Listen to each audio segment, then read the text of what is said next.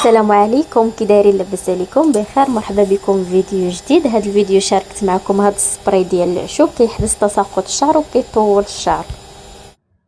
العشوب اللي درت السيدر والورد واليازير وورق الغار وجنجلان وحبة السوداء والقرنفل.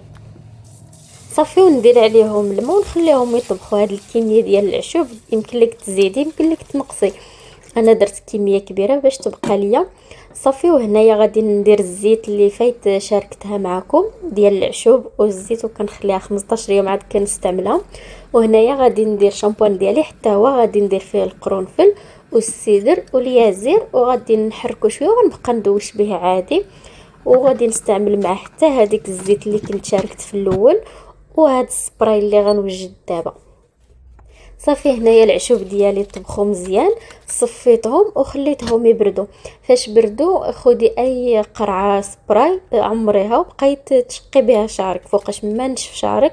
عاوديها 3 4 5 6 المرات في النهار في شحال ما بغيتي، غتبقاي تشقي بها شعرك حتى كتسالى لك داك الماء. صافي وهنا عاودت حتى هاد الزيت هذه حيتاش كانت سالات ليا وعاودتها. هاد الزيت راه معتمده عندي دائما كنديرها ومجرباها، وكتحبس تساقط الشعر وكتطول الشعر. فاش كديري معاه هاد شامبوان والماء كتسبراي خطير، الوصفه خطيره كتحبس التساقط على تجربتي. وهنا غيسالي لا فيديو ديالي، نتلاقاو في الفيديو الجاي. بسلام عليكم.